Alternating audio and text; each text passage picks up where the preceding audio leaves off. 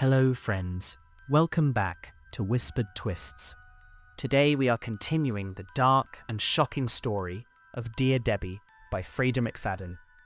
In the previous chapters, we saw how Debbie slowly started transforming from a normal suburban mother into someone much more dangerous.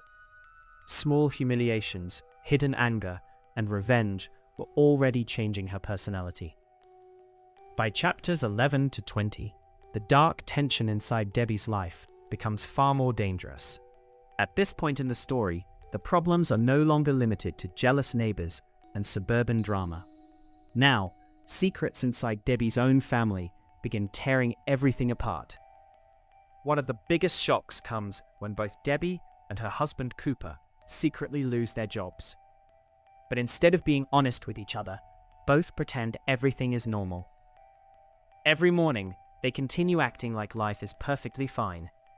They hide their fears, hide their failures, and slowly, silence begins poisoning their marriage.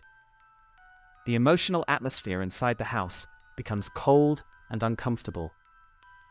Meanwhile, Debbie starts noticing strange behavior from Cooper.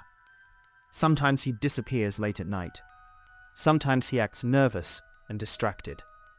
And every time Debbie asks questions, Cooper avoids giving clear answers. Because Debbie already struggles with trust and paranoia, these secrets begin feeding her darkest thoughts. At the same time, Debbie's own behavior becomes more disturbing. She continues writing advice column drafts, but her advice is no longer normal. Instead of suggesting forgiveness or communication, Debbie begins writing about revenge, punishment, and emotional manipulation. Her words become darker and more aggressive. Eventually, people around her notice something unsettling about her writing. And finally, Debbie loses her job because her ideas become too extreme and disturbing. This moment deeply humiliates her. But instead of emotionally breaking down, Debbie becomes emotionally colder. She begins believing that kindness only makes people weak. And slowly, she convinces herself that fear and punishment are the only ways to deal with bad people. But the most important turning point of these chapters comes when the story begins focusing heavily on Debbie's daughters. Debbie discovers that her older daughter Lexi is trapped in a toxic relationship with her boyfriend Zane. Zane secretly uses emotional pressure and private photos to manipulate and control Lexi. When Debbie learns the truth, something inside her changes instantly. For the first time, her rage becomes deeply personal. At the same time, Debbie also becomes furious at Coach Pike after feeling that he treated her younger daughter Izzy unfairly and disrespectfully. Now Debbie feels surrounded by dangerous people who could hurt her children, and this fear awakens painful memories from Debbie's own past. The novel slowly reveals that years ago, Debbie experienced sexual assault during college. That traumatic experience emotionally destroyed her sense of safety and trust.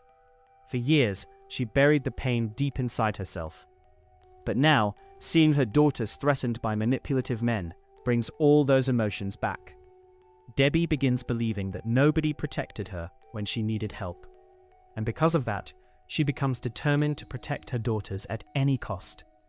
Even if revenge becomes violent, even if innocent people get hurt along the way. This changes Debbie completely. She no longer sees herself as simply angry or emotional.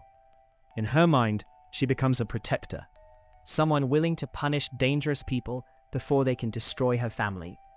Meanwhile, Debbie becomes more secretive and calculating. She starts quietly observing people, collecting information, studying weaknesses, and hiding her growing darkness behind the smile of a perfect suburban mother. By the end of chapters 11 to 20, readers understand one chilling truth. Debbie is no longer just imagining revenge. Now she truly believes she has a mission, and that mission is beginning to consume her completely.